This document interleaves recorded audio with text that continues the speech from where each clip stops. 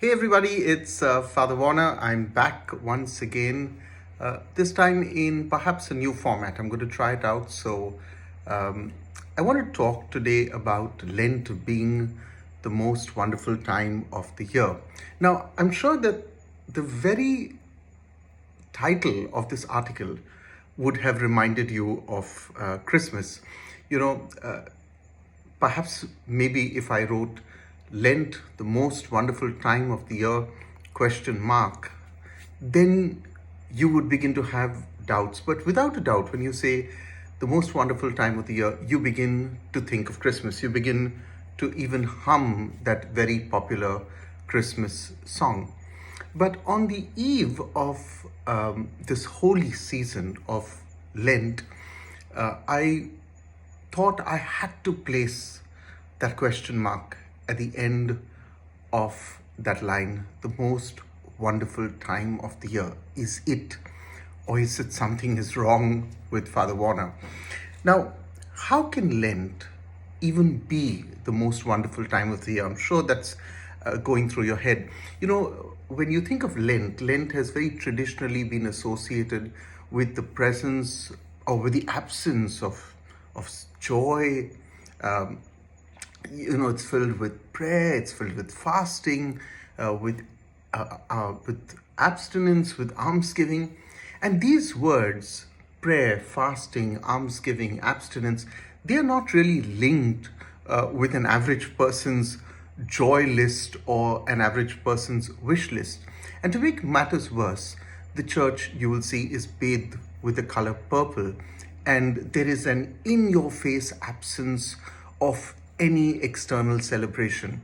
And yet I insist that this is the most wonderful time of the year. So let me elaborate a bit why I say this. You know, when I travel away from home, and I want to share this with you, and this is a lived experience, on the last day of my holiday, on the last day of my travel, I begin to feel a little restless. So there's a desire for me to get back into my own bed, into, to my comfort food of curry and rice, to get back to my routine, in short, get back home. And this, I'm sure, as I said, is a common lived experience. You know, Lent is that time of the year when we all come home. We come home to the church, we come home to Jesus, we come home to God.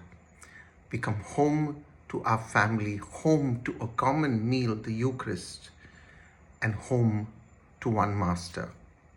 You know, while at Christmas time, we also, those who are abroad, long to get home, long to be with family, I want to suggest that Lent too is that time when, having stayed, or even worse, sadly, strayed away from the church, from our family, from the family of God, we get now an opportunity to come back to the family of the church, to be forgiven, to be loved, to allow our hearts and our souls to heal. And what could be more wonderful than that? So I want to say this to you. Approach this season of Lent as it should be, with great joy, with great love, with a sense of a homecoming.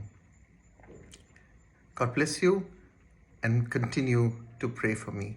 As you can see, I still suffer with facial paralysis on the right side, but with daily treatment, I'm getting somewhere. Bye for now.